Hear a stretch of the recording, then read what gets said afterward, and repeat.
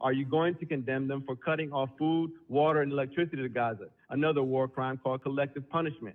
Did it ever cross your mind to condemn Israel when they assassinated Palestinian journalist Shireen Abu Akleh in broad daylight, or when they brutalized the people carrying her coffin peacefully, or when Israeli snipers killed innocent peaceful protesters throughout the March of Return? Did the people in office before you ever consider condemning Israel at any point? Since its inception, when it crammed a country full of people into a 60-mile corner of their own country, creating the largest concentration camp in history, the largest open-air prison in the world?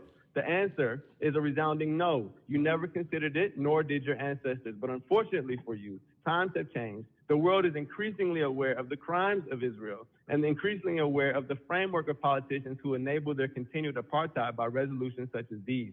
And in a city like Chicago, with majority black and brown people who have experienced the apartheid-like conditions of oppression in the United States, a generation of young people have emerged who understand immediately that we have everything in common with the Palestinian people and nothing in common with the brutal Zionists under who they suffer.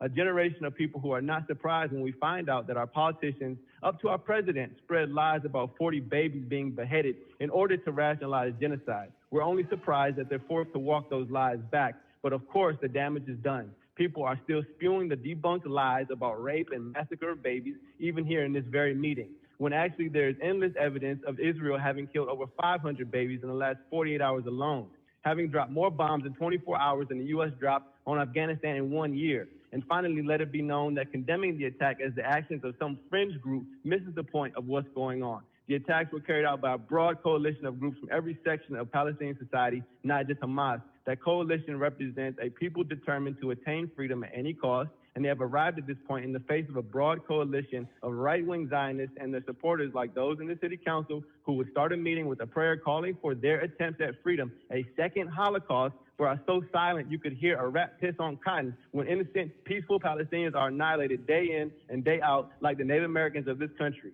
If it were another time, these same people would be condemning Africans for rebelling against their slave masters during slavery, such as Nat Turner or in the Haitian Revolution. Thank you.